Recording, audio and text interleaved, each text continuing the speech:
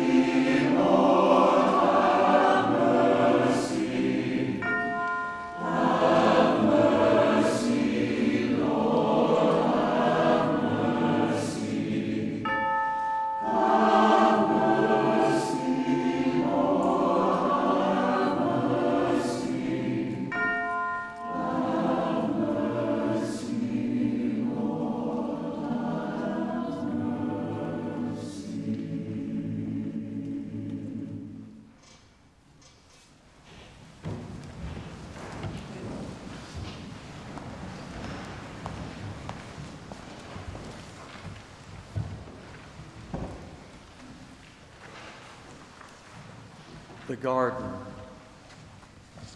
Then Jesus went with them to a place called Gethsemane, and he said to his disciples, "Sit here while I go over there and pray." He took with him Peter and the two sons of Zebedee and began to be grieved and agitated. Then he said to them, "I am deeply grieved, even to death. Remain here and stay awake with me." And going a little farther, he threw himself on the ground and prayed, "My Father, if it is possible, let this cup pass from me. Yet not what I want, but what you want." Then he came to the disciples and found them sleeping, and he said to Peter, "So could you not stay awake with me 1 hour? Stay awake and pray that you may not come into the time of trial. The spirit indeed is willing, but the flesh is weak."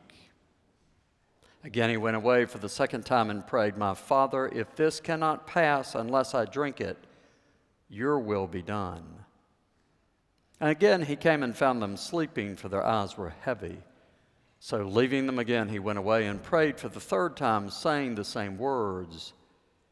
Then he came to the disciples and said to them, "Are you still sleeping and taking your rest?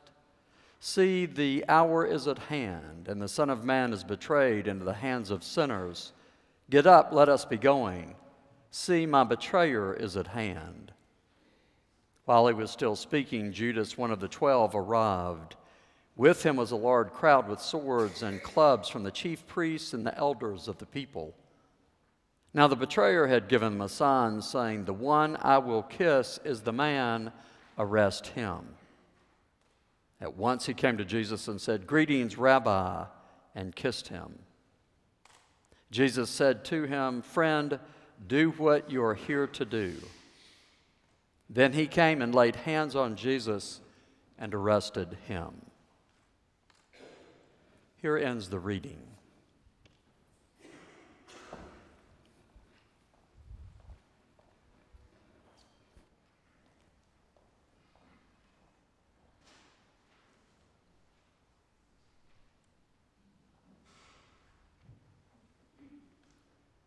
Hear while I tell about the best of dreams, which came to me the middle of one night while humankind were sleeping in their beds. It was as though I saw a wondrous tree towering in the sky, suffused with light. The best of woods began to speak these words to me.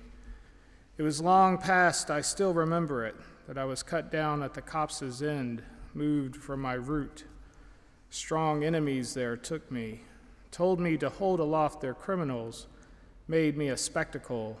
Men carried me upon their shoulders, set me on a hill.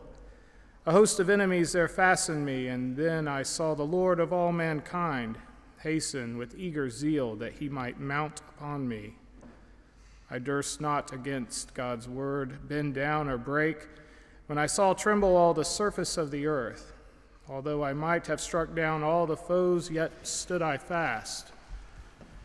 Then the young hero who was God Almighty got ready, resolute, and strong in heart. He climbed onto the lofty gallows tree, bold in the sight of many watching men, when he intended to redeem mankind. I trembled as the warrior embraced me, but still I dared not bend down to the earth, fall to the ground. Upright I had to stand. A rood I was raised up, and I held high the noble King, the Lord of heaven above. I dared not stoop. They pierced me with dark nails. The scars can still be clearly seen on me, the opened wounds of malice. Yet might I not harm them. They reviled us both together. I was made wet all over with the blood which poured out from his side after he had sent forth his Spirit. And I underwent full many a dire experience on that hill. I saw the God of hosts stretched grimly out. Darkness covered the ruler's corpse with clouds. His shining beauty, shadows passed across, black in the darkness. All creation wept, bewailed the king's death. Christ was on the cross. And yet I saw men coming from afar, hastening to the prince. I watched it all.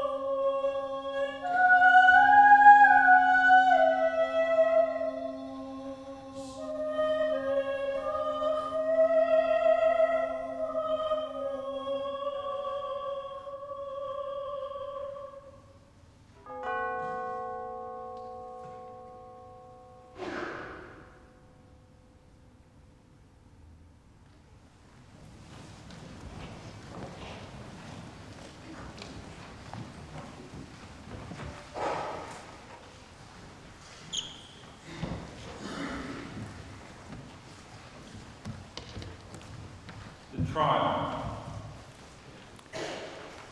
Now Jesus stood before the governor, and the governor asked him, "Are you the king of the Jews?" Jesus said, "You say so." But when he was accused by the chief priests and elders, he did not answer. Then Pilate said to him, "Do you not hear how many accusations they make against you?" But he gave him no answer, not even to a single charge, so that the governor was greatly amazed. Now at the festival, the governor was accustomed to release a prisoner for the crowd, anyone whom they wanted. At that time, they had a notorious prisoner called Jesus Barabbas. So after they had gathered, Pilate said to them, "Whom do you want me to release for you, Jesus Barabbas or Jesus who is called the Messiah?" For he realized that it was out of jealousy that they had handed him over. While he was sitting on the judgment seat, his wife sent word to him, "Have nothing to do with that innocent man, for today I have suffered a great deal because of a dream about him." Now the chief priests and the elders persuaded the crowds to ask for Barabbas and to have Jesus killed.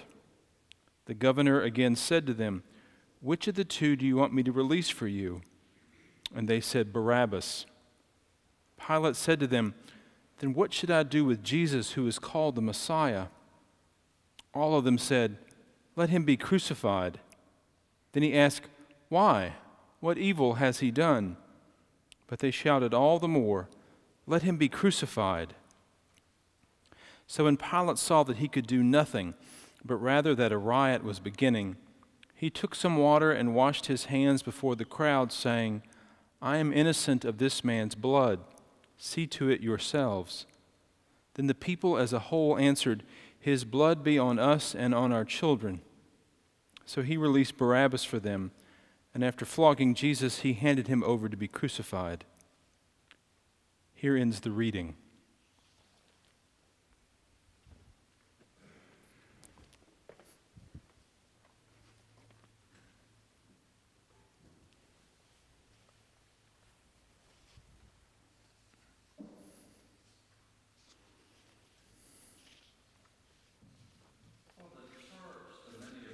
Of human life, liberty, and dignity are a heartfelt suffering. The church, entrusted with the earth's glory, believes that in each person is the Creator's image, and that everyone who tramples it offends God. As the holy defender of God's rights and of God's images, the church must cry out. It takes as spittle in its face, as lashes on its back, as the cross in its passion, all that human beings suffer, even though they be unbelievers. They suffer as God's images. There is no dichotomy between humans and God's image. Whoever tortures a human being, whoever abuses a human being, whoever outrages a human being, abuses God's image. And the church takes as its own that cross, that martyrdom.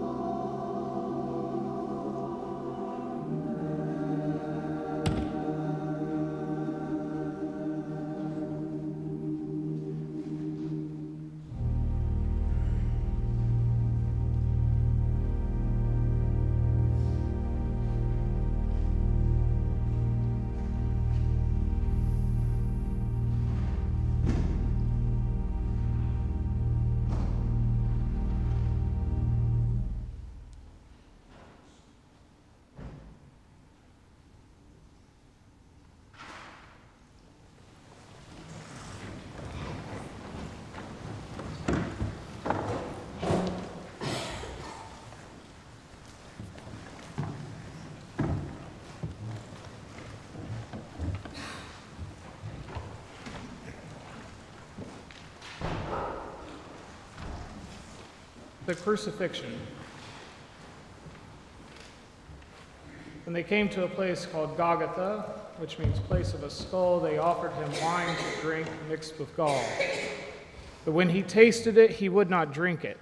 And when they had crucified him, they divided his clothes among themselves by casting lots. Then they sat down there and kept watch over him. Over his head they put the charge against him, which read, "This is Jesus, the King of the Jews." Then 2 bandits were crucified with him, one on his right and one on his left. Those who passed by derided him, shaking their heads and saying, "You who would destroy the temple and build it in 3 days, save yourself. If you are the Son of God, come down from the cross." In the same way, the chief priests also, along with the scribes and elders, were mocking him, saying, "He saved others, he cannot save himself. He is the King of Israel. Let him come down from the cross now, and we will believe in him. He trusts in God. Let God deliver him now if he wants to, for he said, 'I am God's Son.'" The bandits who were crucified with him also taunted him in the same way. From noon on, darkness came over the whole land until 3 in the afternoon. And about 3 o'clock, Jesus cried with a loud voice, "Eli, Eli, lema sabachthani," that is, my God, why have you forsaken me?" When some of the bystanders heard it, they said, "This man is calling for Elijah." At once one of them ran and got a sponge, filled it with sour wine, put it on a stick, and gave it to him to drink. But the others said, "Wait, let us see whether Elijah will come to save him." Then Jesus cried again with a loud voice and breathed his last. At that moment, the curtain of the temple was torn in two from top to bottom. The earth shook and the rocks were split. The tombs also were opened, and many bodies of the saints who had fallen asleep were raised. After his resurrection, they came out of the tombs and entered the holy city and appeared to many. Now, when the centurion and those with him who were keeping watch over Jesus saw the earthquake and what took place, they were terrified and said, "Truly, this man was God's Son." Here ends the reading.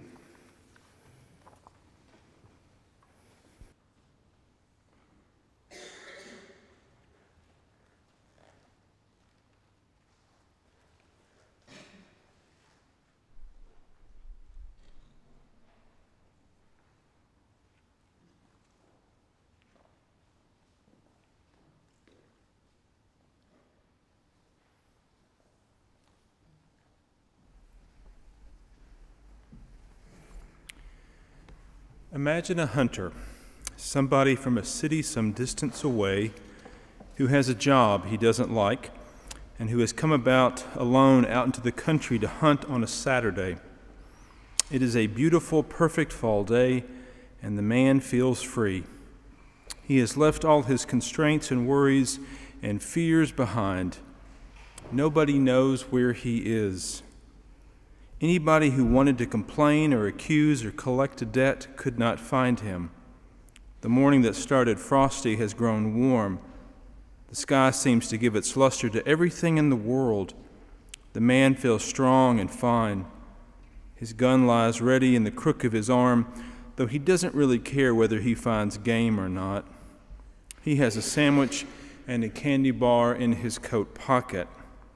And then, not looking where he is going, which is easy enough on such a day, he steps onto the rotten boards that cover one of these old wells, and down he goes. He disappears suddenly out of the lighted world. He falls so quickly that he doesn't have time even to ask what is happening. He hits water, goes under, comes up, swims, or clings to the wall, inserting his fingers between the rocks. And now, I think, you cannot help imagining the way it would be with him. He looks up and sees how far down he has come. The sky that was so large and reassuring only seconds ago is now just a small blue picture of itself far away. His first thought is that he is alone, that nobody knows where he is. These two great pleasures that were his freedom have now become his prison, perhaps his tomb. He calls out, for might not somebody chance to be nearby, just as he chanced to fall into the well? And he hears himself enclosed within the sound of his own calling voice. How does this story end? Does he save himself? Is he athletic enough maybe to get his boots off and climb out, clawing with fingers and toes into the grudging holes between the rocks of the wall? Does he climb up and fall back? Does somebody, in fact, for a wonder, chance to pass nearby and hear him? Does he despair, give up, and drown? Does he, despairing, pray finally the first true prayer of his life? Listen. There is a light that includes our darkness, a day that shines down even on the clouds. A man of faith believes that the man in the well is not lost. He does not believe this easily or without pain, but he believes it. His belief is a kind of knowledge beyond any way of knowing. He believes that the child in the womb is not lost, nor is the man whose work has come to nothing, nor is the old woman forsaken in a nursing home in California. He believes that those who make their bed in hell are not lost, or those who dwell in the uttermost parts of the sea, or the lame man at Bethesda pool, or Lazarus in the grave, or those who pray, Eli, Eli, lama sabachthani. Have mercy.